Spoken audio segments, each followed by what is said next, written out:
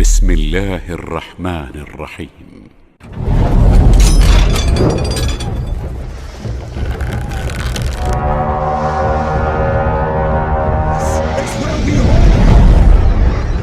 This is where we fight! This is where they die! And these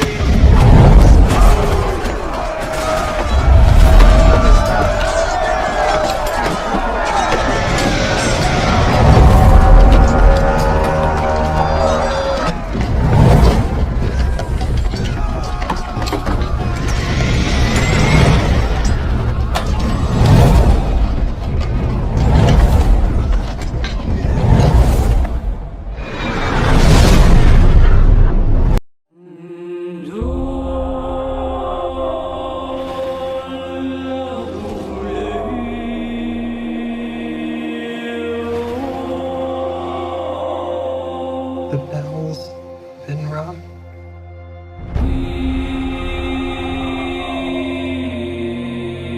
Out in the dark, among the stars, the goddess. Dan terkadang Allah Subhanahu wa ta'ala memberi nama surat itu dengan beberapa nama surat yang sifatnya untuk tazkiyatun nafas, mensucikan jiwa, seperti namanya surah At-Taubah umpamanya. Dan nama-nama surat secara umum dalam Al-Quran itu sesuatu yang tampak, sebagiannya mampu dilihat. Tapi khusus pada malam hari ini kita akan bicara tentang surat yang tidak bisa dilihat. Namanya Suratul Jin, surat jin. Kenapa saya katakan surat jin ini surat yang tidak tampak? Karena jin itu tidak tampak, kan? Ada di antara antum yang pernah melihat jin? Enggak ada. Karena jin itu bagi manusia gaib, sebagaimana malaikat juga bagi manusia gaib. Tapi kegaiban jin dengan kegaiban malaikat tentu berbeda. Karena kegaiban jin itu lebih dekat dengan manusia, karena sifat-sifat jin itu mirip dengan manusia. Dia makan, dia minum, dia beristri, dia berketurunan, dia punya syahwat. Tapi malaikat tidak. Malaikat tidak disifati dengan sifat-sifat itu. Bahkan malaikat tidak terlahir dan tidak dilahirkan. Malaikat diciptakan begitu saja oleh Allah Subhanahu wa ta'ala dari cahaya. Kemudian juga yang membedakan kegaiban jin dan malaikat, dari asal penciptaannya saja sudah berbeda. Karena malaikat diciptakan dari cahaya, sementara jin diciptakan dari ujung nyala api. Karena kita tahu bahwa asal penciptaan itu 4: cahaya, api, tanah, air. Itu asal penciptaan. Kalau kita bicara tentang cahaya, berarti kita bicara tentang malaikat, karena malaikat diciptakan dari cahaya. Kalau kita cerita tentang api, berarti kita bicara tentang jin dan moyangnya namanya iblis. Kalau kita bicara tentang tanah, berarti kita bicara tentang Adam alaihi salatu wassalam. Dan kalau kita bicara tentang air, ya tumbuh-tumbuhan di sekitar kita itu. Kalau nggak ada air gersang, nggak mungkin hidup tumbuh-tumbuhan itu. Ini asal penciptaan artinya. Lah malaikat dengan jin berbeda, karena malaikat dari cahaya, jin dari nyala api. Cahaya bisa memadamkan api, tapi api tidak bisa memadamkan cahaya. Ma'asyiral muslimin yang dimuliakan Allah Azza wa Jalla. Dan perlu antum ketahui bahwa jin itu juga sangat erat kaitannya dengan umat manusia. Makanya kita bisa merasakan keberadaan mereka. Tidak sebagaimana orang-orang falasifah, orang-orang filsafat yang mereka mengingkari bahwa jin itu tidak ada, itu khayal saja. Tidak. Maka selaku orang yang beriman, kita wajib mengimani bahwa di sana ada makhluk namanya jin. Bahkan Al-Quran sendiri menyebutkan satu surat dalam Al-Quran, dan surat itu disebut namanya dengan suratul jin, yang kita akan bahas pada malam hari ini.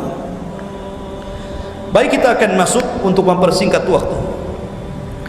Allah Subhanahu wa taala berfirman dalam suratul jin ini, Qul uhiya ilayya annahu istama'a nafarun minal jinni faqalu inna sami'na qur'anan ajaban.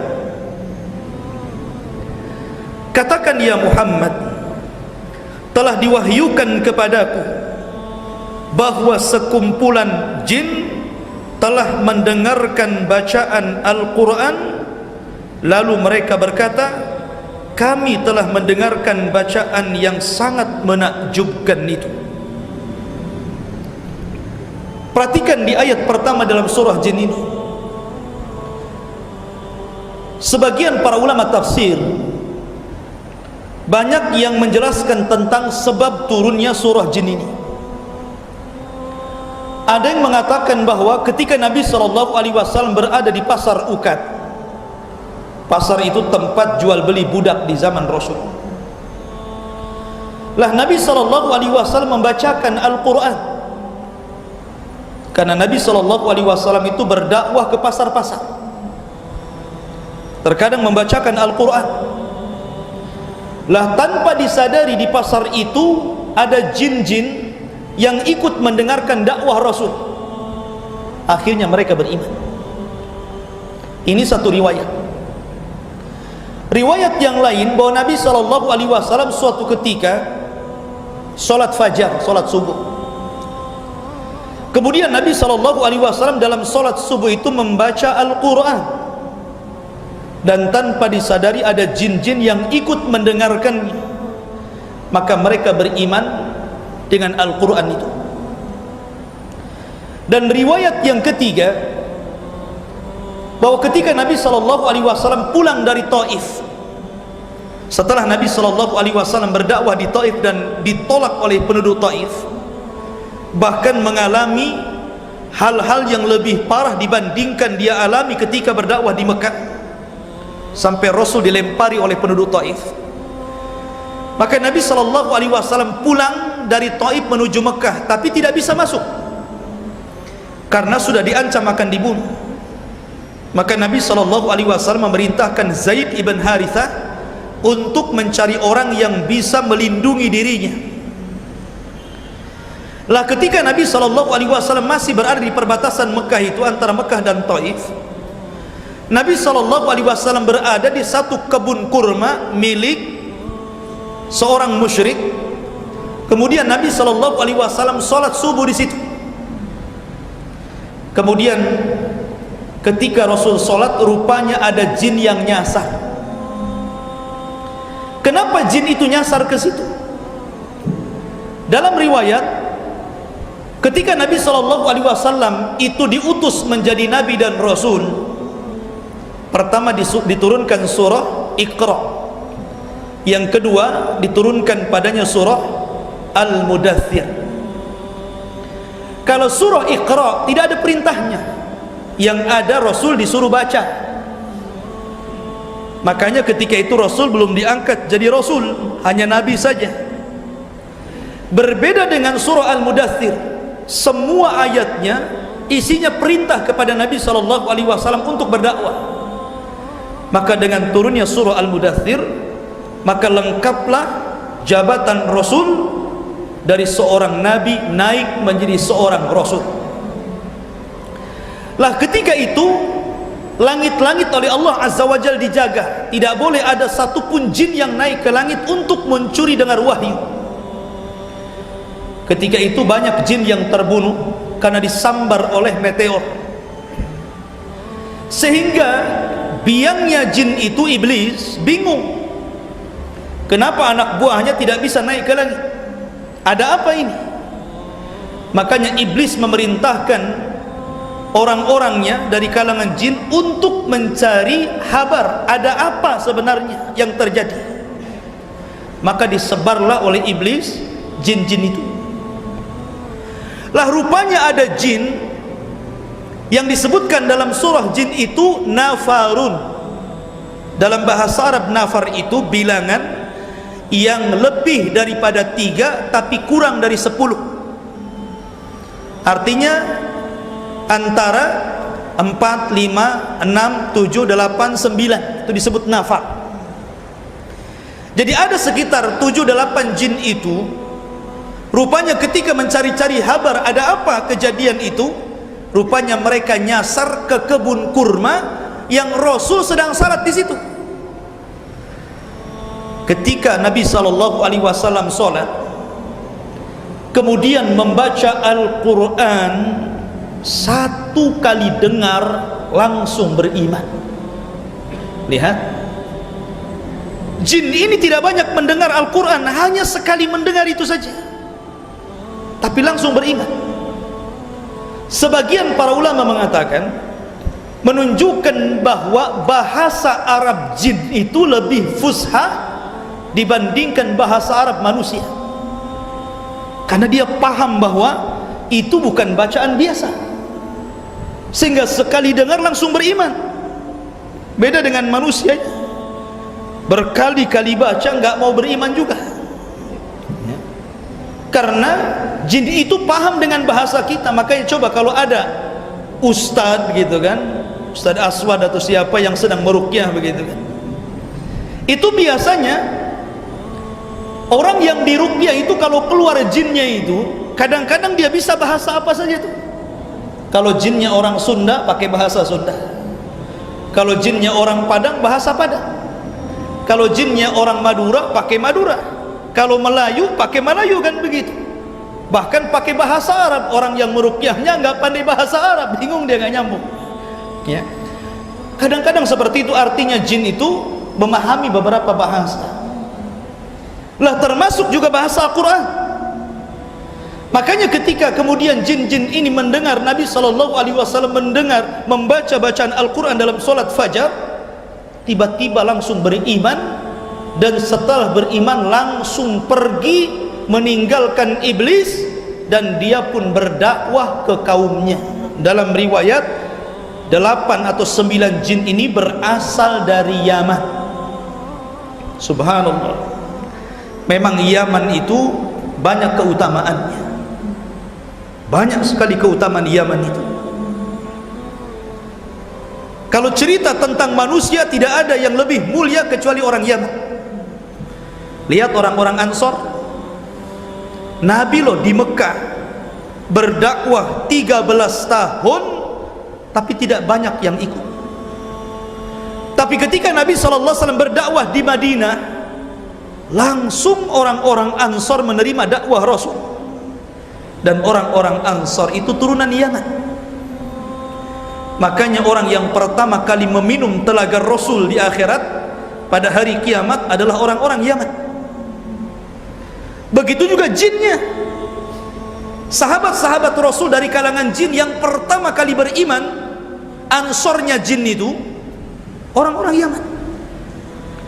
Makanya Nabi SAW mendoakan Yaman, al-imanu fil Yaman wal ilmu fil Yaman. Iman itu di Yaman dan ilmu itu di Yaman, kata Rasul. Nah di sini Allah mengatakan, "Qul," katakan ya Muhammad, "Uhiya ilayya," telah diwahyukan kepadaku, "annahu istama'a nafarun," bahwa sekumpulan jin, nafarun minal jin, istama'a.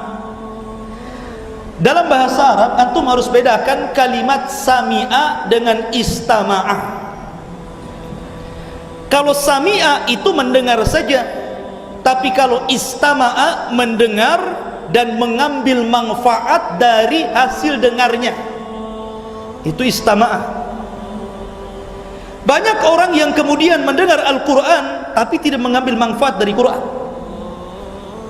Tetapi kalau istama'a artinya bukan hanya sekedar mendengar, tetapi mengambil manfaat dari mendengarkan Al-Quran. Itulah jin. Jadi ketika mereka mendengarkan ini, orang ini baca apa ini? Rupanya baca Al-Quran, sekali dengar langsung mengambil manfaat. Kemudian mereka mengatakan, faqalu inna sami'na Qur'anan ajaba. Mereka mengatakan, sungguh kami telah mendengar Al-Quran yang dibaca Rasul adalah bacaan yang menakjubkan. Jin saja menganggap Al-Quran itu bacaan yang menakjubkan bagi mereka, makanya sekali dengar langsung beriman. Tapi banyak di antara kita manusia yang tidak menganggap bacaan Quran itu menakjubkan. Padahal kalau antum melihat bagaimana para ulama sedang berkisah tentang orang-orang barat ataupun Eropa yang masuk Islam hanya gara-gara mendengar Al-Quran, padahal mereka tidak paham maknanya, itu menunjukkan bahwa bacaan Quran itu berbeda dengan bacaan yang lain. Terkadang ada orang sering mendengarkan musik atau instrumen musik yang kadang-kadang bisa membuat orang nangis, membuat orang tertawa, membuat orang senang gitu kan. Tapi berbeda dengan bacaan yang antum dengar ketika yang dibaca itu Al-Quran. Sangat sejuk dan menenangkan. Makanya banyak orang yang masuk dalam Islam hanya mendengar Quran saja padahal nggak paham maknanya kan. Itulah maknanya Quran itu sesuatu yang menakjubkan. Kemudian Allah Subhanahu wa taala menjelaskan lagi, yahdi ila rusydi fa amanna bi. Al-Quran itu telah memberikan petunjuk kepada jalan yang benar. Lihat, jin mengakui bahwa Al-Quran itu bukan hanya sekedar dibaca, tapi Al-Quran itu petunjuk. Makanya Allah mengatakan hudan lil muttaqin, petunjuk bagi orang-orang yang bertakwa. Jadi harusnya ketika orang membaca Al-Quran itu mendapatkan petunjuk harusnya, karena Quran itu petunjuk. Makanya sebagian nasihat para ulama, jangan jadikan Al-Quran itu sebagai ayat-ayat ruqyah saja, tapi jadikan Al-Quran itu dikembalikan kepada asalnya, di mana Al-Quran diturunkan itu pertama untuk diibadahi bacaannya, yang kedua untuk direnungkan isinya, yang ketiga untuk diamalkan kandungannya. Itulah Al-Quran, karena dia petunjuk. Makanya Al-Quran, para ulama juga memakruhkan bahkan sampai mengharamkan gitu kan, yang menjadikan Al-Quran itu hanya sebagai pajangan saja, seperti kaligrafi kemudian ditempelkan. Apakah kaligrafi membawa petunjuk? Tidak. Kaligrafi itu hanya hiasan saja kan. Antum pun tidak baca Quran dari kaligrafi ya. Oleh karena itulah maka sebaiknya Al-Quran itu dibaca, direnungkan, diamalkan ya. Jadi para ulama sampai mengatakan jangan sekedar menjadikan ayat-ayat ruqyah saja, dilupakan Al-Qurannya, sibuk kemudian dijadikan ayat-ayat ruqyah saja tanpa kemudian mempelajari isi Al-Quran ya. Walaupun bagian daripada makna Al-Quran ataupun kandungan faedah Al-Quran itu juga bisa untuk meruqyah, tapi bukan itu tujuannya. Tetap yang paling utama berdakwah. Kalau anda seorang peruqyah, maka meruqyah sambil berdakwah ya, bukan hanya ruqyahnya saja. Kemudian ketika jin itu mendengar Al-Quran yahdi ila rusyd, memberikan petunjuk kepada jalan yang benar, fa'amanna bih, maka kami pun beriman. Luar biasa ya, sekali dengar langsung beriman. Harusnya kita seperti itu. Kemudian walan nusyrik bi rabbina ahada, dan kami sekali-kali tidak akan mempersekutukan sesuatu pun dengan Allah Subhanahu wa taala, dengan Tuhan kami. Dari sini menunjukkan bahwa asal jin itu kufur, menyekutukan Allah Subhanahu wa taala. Tetapi ada juga sebagian kecil jin itu yang kemudian bertauhid setelah mereka mengenal dakwah Nabi sallallahu alaihi wasallam. Dan ini kekhususan dakwah Nabi. Kalau dahulu para nabi dan rasul, ikhwan, itu hanya berdakwah untuk kalangan manusia saja. Mereka berdakwah hanya untuk kalangan manusia saja. Tapi ketika Nabi sallallahu alaihi wasallam diutus, wa ma arsalnaka illa rahmatan lil alamin wa ma khalaqtul jinna wal insa illa liya'budun, maka tugas Nabi berbeda, karena dakwahnya bukan meliputi manusia saja, tapi juga meliputi bangsa jin. Jadi Rasul itu berdakwah kepada jin juga. Makanya suatu ketika Rasul itu pernah berjumpa ataupun berdakwah dengan kalangan jin itu 4 kali di Mekah dan 1 kali di Madinah. Salah satunya yang pertama kali dalam surat ini dijelaskan. Kemudian yang kedua di Bukit Hira. Kemudian ketika di Madinah juga Nabi SAW pernah suatu ketika bangun dari tidurnya, ketika giliran Aisyah radhiyallahu anha, dia langsung keluar. Aisyah radhiyallahu anha ketika itu terbangun dan langsung dalam hatinya suudon kepada Rasul. Nih jangan-jangan Rasul mau ke istri yang kemana nih? Yang kedua atau ketiga? Biasa kalau istri 2, 3 memang begitu ya. Suaminya keluar sedikit langsung itu. Ini kan giliran saya, kenapa ke sana kan gitu ya. Ya. Rupanya istri Nabi juga sama. Jadi Aisyah radhiyallahu anha menyangka ini Rasul mau ke rumah salah satu istrinya, ini kan giliran saya. Rupanya dibuntuti Nabi SAW ke padang pasir, kemudian berceramah, membacakan ayat-ayat Al-Quran. Rupanya Rasul sedang mendakwahi bangsa jin. Dan tentu Nabi SAW tidak melihat jin, tapi jin melihat Rasul. Innahu yara min haitsu la tarawnahum, innahu yarakum min haitsu la tarawnahum. Sesungguhnya jin itu melihat kalian, tapi kalian tidak bisa melihat mereka. Lalu kenapa Nabi SAW tahu bahwa di situ ada kumpulan jin? Karena diberitahu Jibril. Nabi SAW mengetahui di situ ada jin. Maka ini berbeda dengan kondisi para duat dari kalangan kita yang bukan Nabi SAW dengan Nabi. Nabi tahu di situ ada jin, maka dia berceramah. Jangan pula kemudian datang kegelapan antum ceramah. Oh, lagi ngapain antum ceramah sama jin? Dari mana antum tahu di situ ada jinnya? Ya. Artinya bahwa Rasul dikasih tahu di sini ada ribuan jin sedang berkumpul. Jadi Rasul tabligh akbar di hadapan jin. Ya. Dan luar biasa. Bahkan ketika Abdullah bin Mas'ud mengikuti ceramahnya Rasul ke jin itu, ada bekas-bekas atharnya, pengaruh dari kalangan jin. Makanya Abdullah bin Mas'ud ketakutan ketika itu dan minta pulang. Ya. Jadi Nabi SAW berdakwah kepada jin.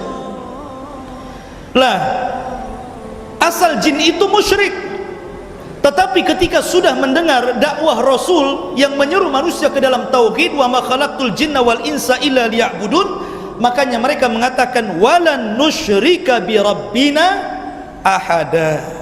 Dan kami setelah mendengarkan Al-Quran itu sekali-kali tidak akan menyekutukan Allah dengan siapapun. Jadi ada jin yang bertauhid, ada jin yang bertauhid. Kemudian Allah mengatakan wa annahu ta'ala jaddu rabbina mattakhadha sahibatan wala walada. Dan sesungguhnya ta'ala maha tinggi, jaddu rabbina, keagungan Rabb kami. Ini ada makna yang luar biasa.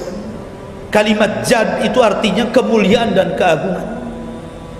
Maknanya, kalau kita ingin mengagungkan Allah Azza wa Jal, memuliakan Allah, bagaimana caranya ma'rifatullah, mengenal Allah sehingga kita bisa mengagungkan Allah? Baca Al-Quran, pelajari Al-Quran, maka anda akan tahu siapa Tuhan kita.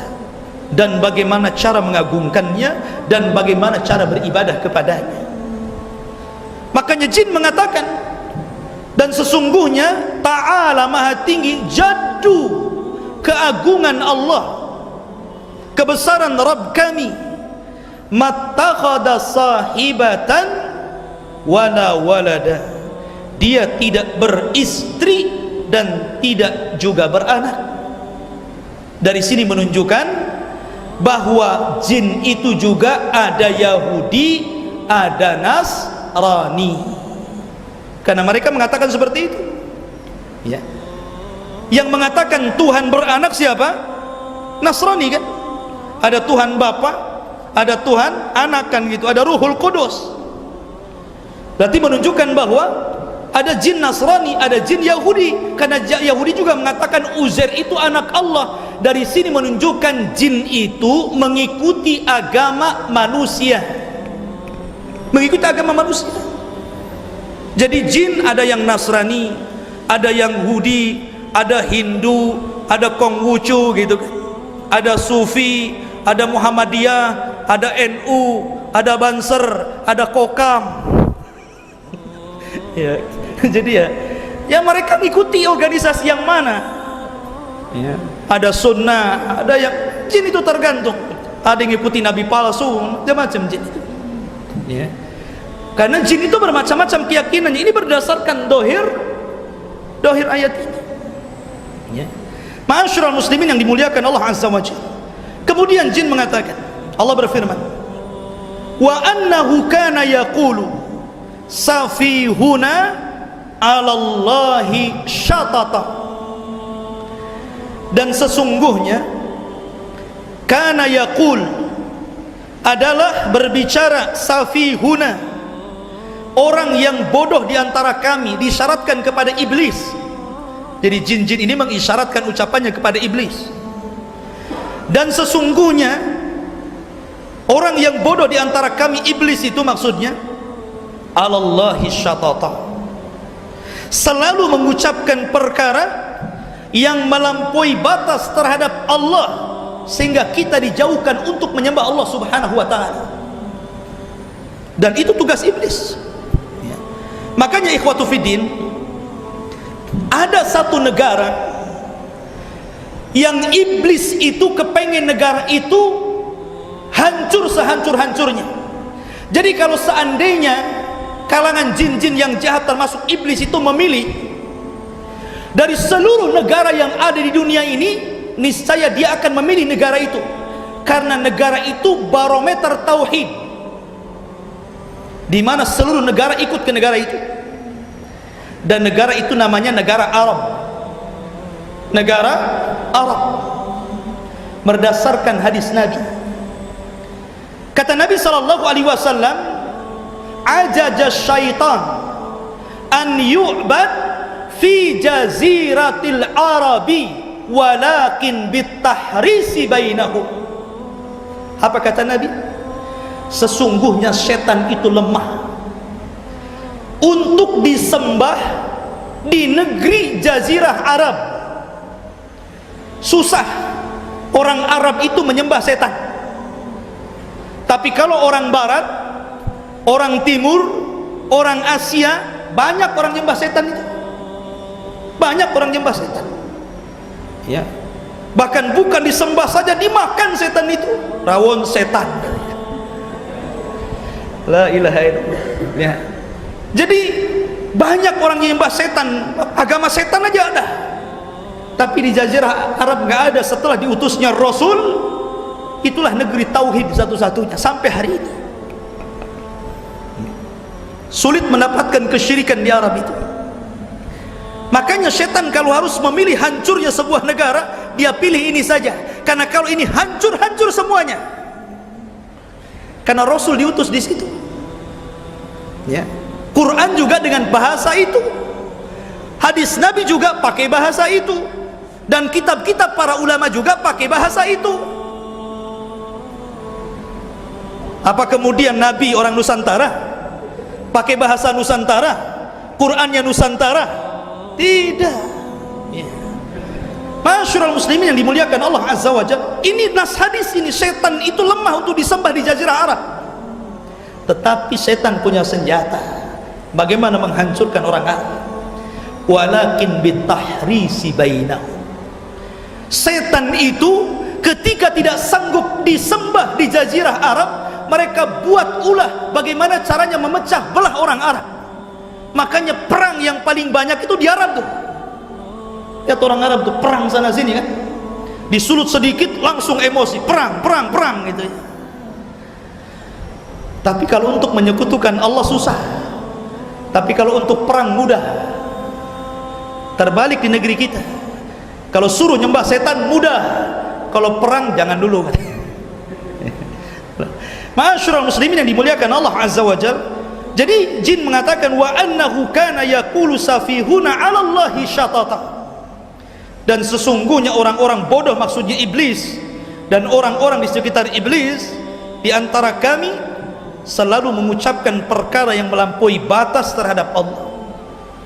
Kemudian Allah katakan wa anna dhananna allan naqulal insu wal jinnu 'ala Allahi kadziba, dan sesungguhnya kami mengira bahwa manusia dan jin itu tidak akan mengatakan perkara yang dusta terhadap Allah. Mereka mengira, tetapi rupanya banyak juga dari kalangan manusia yang berdusta atas nama Allah, sebagaimana jin. Ya. Di sini Allah katakan didahulukan al-insu sebelum jin. Di sini manusia dulu baru jin kan? Allan naqulal insu, manusia, wal jin baru jin. Padahal secara ciptaan lebih dulu mana? Jin dulu baru manusia kan gitu. Harusnya jin dulu, al jinnu baru al insu. Tapi dalam ayat ini Allah dahulukan manusia baru jin. Kenapa? Karena manusia jauh lebih mulia dibandingkan jin. Manusia banyak para nabi dan rasul, tapi tidak ada jin dari kalangan para nabi dan rasul, tidak ada dari kalangan jin. Seluruh nabi dan rasul dari kalangan manusia. Jin itu hanya ada orang-orang soleh saja, tapi tidak ada nabi dan rasul. Ya, makanya jin itu belajar agamanya ke siapa? Ke manusia. Jadi belajar agamanya jin itu kepada manusia. Jadi kalau seandainya kemudian manusia belajar agama kepada jin, ini aneh nih. Ajarannya apa itu? Makanya kalau ada manusia belajar agama ke jin, pasti jebolannya jadi dukun, jadi paranormal, jadi bomo ya. Tapi kalau jin yang belajar kepada manusia tentang agama, jadi ustadz dia. Ma'asyiral muslimin muliakan Allah Azza wa Jalla. Kemudian perhatikan di sini, walaupun manusia lebih mulia dibandingkan jin, tapi rupanya Allah katakan apa? Wa annahu kana rijalun minal insi ya'udzuuna birijalin minal jinni fazaduhum rahaqa. Dan sesungguhnya ada beberapa orang dari kalangan manusia itu justru mereka meminta perlindungan kepada bangsa jin, sehingga menambah manusia itu bertambah sesat dan kufur ya. Padahal kita lebih mulia dibandingkan jin. Harusnya jin yang belajar kepada manusia, tapi rupanya ada juga sebagian manusia itu belajar kepada mereka. Belajar kepada jin, meminta perlindungan kepada jin. Ada banyak manusia-manusia yang meminta perlindungan kepada jin itu. Lihat para dukun itu. Dukun itu gurunya jin. Kalau bukan jin siapa lagi? Ya. Jadi dukun-dukun itu adalah isyarat daripada ayat ini. Ada sebagian orang-orang itu yang datang ke jin minta pertolongan, belajar ilmu, kemudian jadi dukun, dan mereka berbisnis dengan jin. Jin diuntungkan karena tadinya dia rendah menjadi mulia karena disujudi manusia. Jin yang tadinya mulia menjadi rendah karena berbisnis dengan orang rendah. Walaupun dua-duanya diuntungkan. Jin diuntungkan karena disembah, manusia diuntungkan karena rupiah. Karena rupiah kan, walaupun sebenarnya dukun itu sendiri, kalau mereka memang bisa memperkaya diri, harusnya dukunin saja diri sendiri, kan begitu. Kenapa kemudian dia membuka praktek kalau ingin kaya datang ke dia, dia sendiri miskin, ya kan? Makanya kenapa para ulama mengatakan seluruh para dukun itu pendusta, karena mereka adalah murid-murid jin yang jahat, jin yang kafir. Saya contohkan kedustaannya. Ketika Nabiullah Sulaiman alaihi salatu wassalam meninggal dunia, Sulaiman itu sudah mati, duduk di singgasananya. Jin tidak tahu.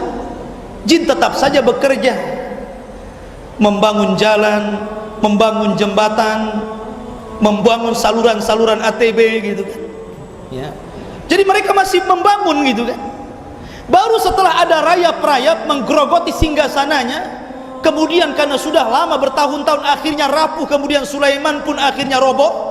Dan ingat, jasadnya para nabi itu tidak dimakan bumi, makanya jasadnya para nabi akan utuh seperti itu. Jadi bumi itu tidak mungkin memakan jasadnya para nabi berdasarkan dohir hadis, ya. Innal arda la ta'kulu ajasal anbiya. Bumi itu tidak mungkin memakan jasadnya para nabi. Jadi Sulaiman itu tetap seperti itu bentuknya bertahun-tahun. Disangkanya tidur, padahal sudah mati kan. Jin masih bekerja.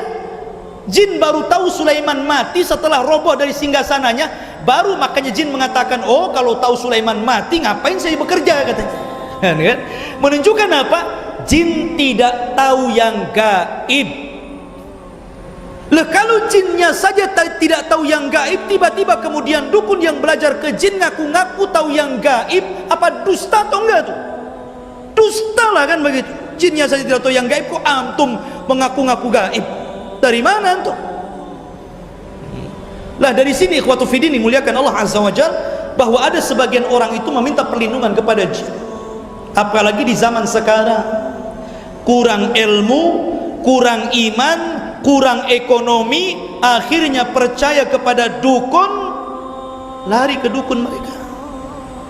Padahal dukun-dukun itu antek-antek jin. Kemudian Allah mengatakan, wa annakum dhannu kama dhanantum alla yab'atsallahu ahada. Dan sesungguhnya mereka para jin itu mengira seperti kamu orang-orang musyrik Mekah yang juga mengira bahwa Allah tidak akan membangkitkan kembali siapapun. Jadi ada jin-jin itu yang agamanya ateis. Jadi ada jin-jin yang PKI, ada juga jin PKI namanya, ya. Ateis, gak kenal Allah. Jadi PKI itu bukan manusia saja ya, rupanya ada juga jin PKI rupanya. Karena di sini menunjukkan ada jin itu yang gak percaya dengan Allah, percaya dengan hari berbangkit. Manusia juga ada gitu kan, orang-orang ateis, mana percaya mereka. Mereka mengatakan yang menghancurkan kami ya waktu, kalau sudah waktunya mati ya mati, katanya kan itu. Wa manuhlikuna illa dahru, tidak ada yang menghancurkan kami kecuali masa, katanya. Ya. Jadi rupanya jin-jin itu juga sesatnya sampai mengingkari ketuhanan dan hari akhir. Tapi jin yang beriman, mereka mengakui adanya Allah dan hari akhir. Kemudian Allah mengatakan, wa anna lamasna as-samaa fawajadnaha muliat harasan syadidan wa syuhuba. Dan sesungguhnya kami kalangan jin ini telah mencoba mengetahui rahasia langit, maka kami mendapatkannya penuh dengan penjagaan yang sangat kuat dan panah-panah api yang menembak-nembak mereka. Dahulu sebelum Nabi SAW diutus, jin itu naik ke langit. Jadi kayak orang panjat pinang. Antum tahu orang panjat pinang? Ya. Jadi taruh sini, nanti ke atas sampai ke atas. Lah jin itu seperti itu, naik ke langit, seperti orang panjat pinang. Lah jin itu mereka punya pos-pos di langit itu. Mereka membangun pos-pos yang ada di langit. Jadi jin yang paling atas mereka duduk-duduk di pos itu sambil mendengarkan wahyu yang Allah turunkan kepada Jibril, dan Jibril yang Allah bicarakan dengan para malaikat yang ada di langit. Karena dalam sebuah hadis yang dicantumkan dalam kitab Tauhid oleh Syekh Muhammad bin Abdul Wahhab rahimahullah ta'ala, jadi salah satu cara turunnya wahyu itu, ada wahyu itu yang ketika Allah turunkan bersuara seperti gemerincing besi-besi yang dipukul-pukul ke batu, dan itu wahyu yang paling dahsyat yang Allah turunkan. Sehingga ketika Allah kemudian hendak menurunkan wahyu, kemudian terdengar suara yang menggelegar seperti itu, seluruh malaikat yang ada di langit pingsan. Tidak ada satupun yang siuman. Dan yang pertama kali siuman adalah Jibril. Ketika siuman itulah Jibril diperintah untuk menghadap Allah. Disitulah Allah perintahkan kepada Jibril wahyu untuk disebar kepada para malaikat sesuai dengan tugas-tugasnya. Mungkin ada malaikat yang tugasnya membuat tsunami, membuat gempa, membuat angin puting beliung, memberikan hujan kesuburan, menjadikan laut surut pasang, macam-macam kan tugasnya para malaikat itu. Lah ketika Allah sudah memberikan tugas kepada malaikat Jibril, barulah seluruh malaikat siuman dari pingsan mereka, sehingga tidak ada yang tahu bagaimana Allah mewahyukan kepada malaikat kecuali Jibril saja. Baru setelah Jibril selesai mendapatkan wahyu Allah, barulah malaikat tersadar dari pingsannya. Baru seluruh malaikat bertanya kepada Jibril, "Madza qala rabbukum?" Ya Jibril, Allah tadi berfirman apa kepadamu? Memerintahkan apa kepadamu wahai Jibril? Maka Jibril mengatakan, "Qalal haq." Allah telah berkata kebenaran. Maka seluruh malaikat mengatakan qalul haq. Maka mereka mengatakan Allah telah berkata dengan perkataan yang benar. Kemudian disitulah Jibril membagi-bagi tugas. Lah ketika Jibril itu membagi tugas kepada para malaikat tadi, setelah mendapatkan wahyu Allah, terkadang jin-jin yang ada di pos-pos itu terkadang mendengar satu atau dua kalimat yang diucapkan Jibril kepada para malaikat tadi. Mungkin Jibril mengatakan sesuatu bahwa nanti di sini ada tsunami, ada gempa, akan terjadi ini, akan terjadi itu. Lah ada beberapa kalimat berhasil dicuri oleh jin ini. Kemudian oleh jin yang paling atas disampaikan ke jin yang paling bawah, yang paling bawah, yang paling bawah, yang paling bawah, sampai kepada jin yang paling bawah di bumi. Itu pun dari satu kebenaran dicampur adukan dengan 99 kedustaan. Dan itu terjadi. Coba saja kalau antum berjejer 100 orang dari sini ke sana, kemudian saya bisikan sesuatu, habis ini ngomong ke sini, habis ini ngomong ke sana, mungkin sampai di sana lain lagi ngomong apa kan? Itu terjadi sama manusia itu. Lah jin juga sama, ngomong yang di atas tuh lain-lain, ditambah sampai jin yang paling bawah udah banyak tambahannya. Itulah yang kemudian diperjualbelikan kepada dukun. Itulah kalimat-kalimat itu yang sudah dicampur adukan 99 kedustaan dijual kepada para dukun. Jadi satu kebenaran 99 kedustaan, sehingga wajar kalau seandainya ada dukun ketika meramal rupanya benar ramalannya. Boleh jadi yang benar itu satu, tapi dustanya 99 yang dia katakan kepada manusia. Jadi jangan terkecoh dengan dukun. Boleh jadi istidraj, yang benarnya satu tapi dustanya banyak, gitu maksudnya. Apalagi dukun-dukunan, karena tidak semua dukun asli kan itu. Kalau dukun asli mungkin bisa nebaknya, tapi kalau dukun yang palsu ya bingung mau nebak-nebakan. Nampak sebenarnya mana dukun asli, mana dukun habal-habal gitu ya. Sampai dahulu, kalau tidak salah Khalifah Umar bin Abdul Aziz, kalau tidak salah, ada dukun dipanggil sama dia. Kemudian Karena dukun itu mengaku tahu yang gaib. Umar bin Abdul Aziz mengambil beberapa kerikil, tapi pelan diambilnya, kemudian dikepalkan. Ini berapa jumlahnya? Kemudian kata dukun sekian, benar. Akhirnya sama dulu Aziz tidak pelan-pelan lagi, langsung diambil kerikilnya. Ini berapa ini? Nggak tahu dia, mungkin jinnya nggak sempat ngitung. Gitu. Ya. Jadi ikhwatu fillah muliakan Allah azza wajalla. Jadi dukun itu ketika mengira-ngira sesuatu karena ada jin yang memberikan informasi. Makanya antum jangan heran kalau seandainya ada jin yang membuat sebuah tayangan di televisi, ya, membuat tayangan di televisi. Kemudian ada orang yang konsultasi sambil melihat televisi. Kadang-kadang dukun itu benar menebak kita kadang-kadang. Ya, Anda yang telepon itu namanya si Anu ya. Oh, kok tahu ini dukun ini? Ya tahulah. Lahirnya tanggal, bulan dan tahun sekian ya. Lo kok tahu? Tahu. Nama bapaknya Anu ya? Iya. Lo kok tahu? Oh, memang sakti. Tidak. Ya. Kenapa tidak?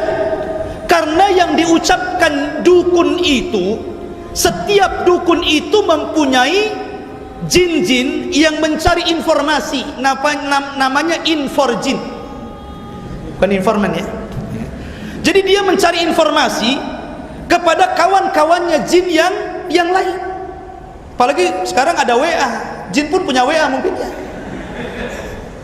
Mungkin jin yang di dukunnya WA sama jin yang ada di rumah kita. Coba lihat kakaknya itu, namanya siapa, tanggal lahirnya berapa, siapa nama bapaknya, tinggal di WA saja kan begitu. Tentu teknologi jin lebih canggih lagi karena bisa terbang jinnya. Ya. Artinya bahwa di sini nggak heran kalau dia bisa nebak-nebak.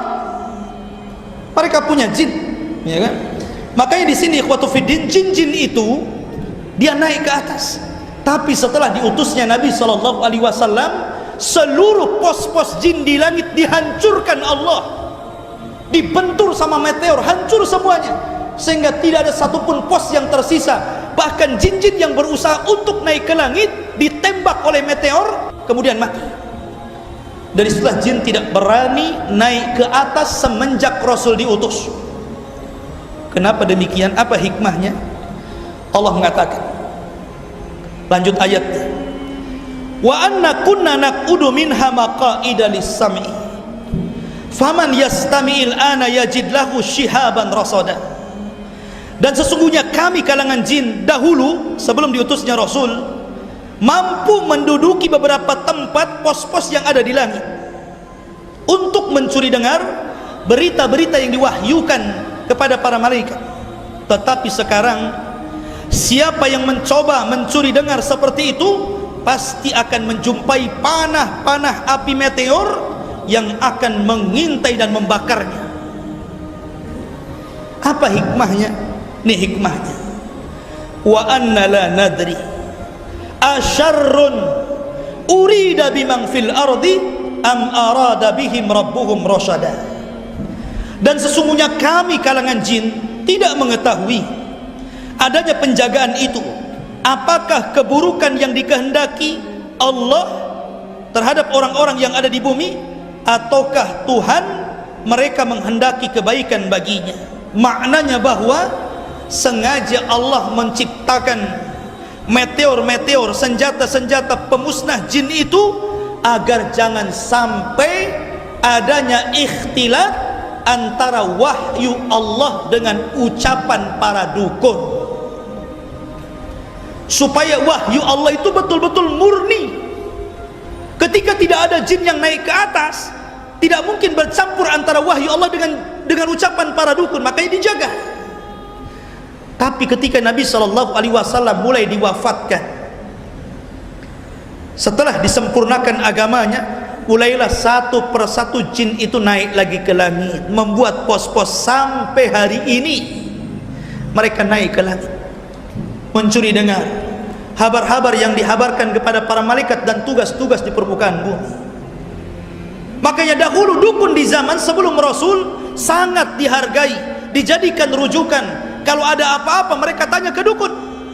Tapi di zaman Nabi perdukunan habis dimusnahkan. Tapi setelah kemudian Nabi lewat jauh dari kita, maka dukun kembali memiliki hati di masyarakat. Bahkan dukun-dukun di zaman sekarang sudah tidak lagi seperti dukun-dukun di zaman dulu. Kalau dulu, zaman dulu ya, dukun itu serem, pakaiannya putih, ininya saja kalungnya itu pakai tengkorak tuh biasa. Rumahnya biasanya di pojok desa, lampunya sengaja diwarna-warni biar orang takut, kerisnya banyak. Kalau dulu ya, sekarang tidak. Dukun zaman sekarang sudah modern, pakai jas, pakai dasi, ya kan, masuk TV. Sebagian mereka pakai serban, kadang pakai jubah. Jadi ustadz sama dukun beti jadinya ya, beda tipis. Ini kan masalah ini. Hanya orang-orang yang mempelajari tauhid yang tahu itu dukun apa ustadz. Tapi orang yang tidak belajar tauhid tidak tahu. Ma'asyiral muslimin dimuliakan Allah Subhanahu wa taala. Kemudian Allah mengatakan, "Wa anna minna salihun wa minna duna dzalik kunna tara'iqa qidada." Dan sesungguhnya di antara kami kaum jin ini ada yang soleh, ada juga ada pula kebaikannya yang bukan seperti itu, yang bukan soleh. Kunna tara'iqa qidada. Kami ini menempuh jalan yang berbeda-beda. Artinya kehidupan jin itu kurang lebih sih dengan manusia itu, kurang lebih dengan manusia. Manusia itu kan ada yang jadi ustadz, ada juga penjahat, ya kan? Ada orang soleh, ada juga orang toleh. Itulah manusia. Ada orang kaya, ada orang miskin, ya. Ada yang pekerjaannya di bawah, ada yang pekerjaannya di atas. Jin itu kurang lebih sama. Ada jin yang soleh, ada jin yang toleh. Ada jin yang taat, ada jin yang jahat gitu. Ada jin beriman, ada yang kufur. Ada jin yang kaya, ada yang miskin. Macam-macam kehidupan mereka itu kurang lebih dengan kita. Tetapi hubungan mereka dengan manusia itu tidak dilepaskan, karena sebagian makanan jin juga makanan kita, ya. Contoh kata Nabi SAW, kalau antum makan sop tulang, kemudian antum setelah makan itu, makan dagingnya, kemudian antum makan itu, tinggal tulangnya. Ketika antum membuang tulang itu dan membaca basmalah, maka dalam tulang itu akan kembali lagi dagingnya. Tetapi kita tidak bisa melihat, hanya jin-jin yang tahu, kemudian mereka memakan bekas makanan kita. Dan itu sedekah kita kepada jin. Jadi kalau buang tulang baca bismillah, biar dimakan oleh saudara-saudara kita. Bahkan kata Nabi SAW, apabila kita sudah makan, kata Rasulullah apa? Hendaklah kita menjilat-jilat apa yang ada di tangan kita, kan? Dijilat. Jangan disisakan makanan itu, apalagi berjatuhan. Tapi dijilat-jilat tangannya. Makanya sebelum makan cuci tangan, biar yang dijilatnya juga bersih, gitu kan. Lah kalau sampai kemudian ada yang jatuh masuk, yang jatuh gitu kan, nasinya 1-2 gitu jatuh, itu dimakan jin, padahal itu yang berkah, ya kan? Boleh jadi yang jatuh itu yang berkahnya. Dari sini menunjukkan ada hubung terkait antara jin dan kita. Termasuk juga orang yang masuk ke dalam kamar mandi dan Anda lupa membaca atau sengaja tidak membaca doa ketika masuk kamar mandi, maka mereka melihat kita telanjang dan aurat kita. Tapi kalau antum ketika masuk kamar mandi membaca doa, maka walaupun kita telanjang secara zahir, maka pandangan jin akan dibutakan dan tidak sanggup melihat aurat kita. Termasuk juga antum berhubungan intim dengan suami istri, ya kan? Kalau antum tidak berlindung kepada Allah Azza wa Jal dari gangguan setan, maka jin akan melihat itu live, ya, melihat itu, ya. Tapi kalau antum membaca ta'awud bismillah gitu kan, kemudian Allahumma jannibis syaitan, ya Allah jauhkan setan dari kita, meminta agar setan dijauhkan, insya Allah setan gak akan melihat kita. Dari situ ikhwatu fiddin, memang kondisi mereka sama dengan kita. Cuman masalahnya ikhwah, jin itu makhluk yang tidak bisa dilihat. Tapi jin melihat kita. Kalau antum berperang dengan makhluk yang antum tidak bisa melihatnya, kira-kira menang siapa itu? Kan gitu ya. Antum melawan makhluk yang gak kelihatan. Mereka melihat kita, maka tentu secara logika mereka menang. Kenapa? Mereka tidak, kita nggak bisa melihat. Mereka mukul dari arah mana saja kita nggak bisa melihat. Dan mereka bisa masuk ke tubuh kita, sementara kita tidak bisa masuk ke tubuh jin. Jin masuk ke kita, ke jalan darah itu masuk. Inna syaitan yajri majra dami ibni Adam. Sesungguhnya syaitan, jin itu masuk ke jalan darah manusia. Mereka bisa masuk ke tubuh kita, tapi kita nggak bisa masuk ke alam jin saja, nggak bisa masuk. Makanya kalau seandainya ada orang ngaku bisa melihat jin, berarti di matanya ada jin. Ustadz, saya punya anak, nampaknya dia punya indera ke berapa itu? Ke-7, ke-8 gitu. Jangan bangga, anak itu ada jinnya, harus diruqyah. Jangan pula antum katakan anak ajaib. Bukan anak ajaib, anak jin. Ya. Bukan, kembalikan inderanya, diruqyah biar kembali inderanya sempurna seperti manusia yang lainnya. Ya. Jangan lebih daripada indera manusia yang lainnya. Karena tidak mungkin orang melihat jin kecuali punya jin. Ma'asyiral muslimin muliakan Allah azza wa jalla. Kemudian Allah mengatakan, wa anna dhananna allan nu'jizallah fil ardi walan nu'jizahu haraba. Dan sesungguhnya kami bangsa jin telah menduga bahwa kami tidak akan mampu melepaskan diri dari kekuasaan Allah di bumi, dan tidak pula dapat lari dan melepaskan diri dari Allah subhanahu wa ta'ala. Mereka paham, jin-jin yang beriman itu, bahwa mereka berada di atas kekuasaan Allah, bahwa Allah yang menciptakan, yang mengatur, dan Allah yang menguasai. Mereka paham dengan tauhid rububiyah. Ya. Kemudian wa anna lamma sami'nal huda amanna bi faman yu'min bi rabbih fala yakhafu bakhsan wala rahaqa. Kemudian yang terakhir, karena waktu juga, dan sesungguhnya kami bangsa jin ketika mendengar petunjuk, maksudnya Al-Quran, lihat bahasa Quran. Al-Quran itu hudan, petunjuk. Jadi kalau antum membaca atau mendengar Al-Quran, jangan hanya sekedar membaca atau sekedar mendengar, tapi ambil manfaat dari bacaan Quran dan jadikan itu untuk jalan mendapatkan petunjuk Allah. Aman Nabi, langsung kami beriman. Jin saja sekali mendengar Al-Quran bisa beriman, kan luar biasa Al-Quran itu. Ya.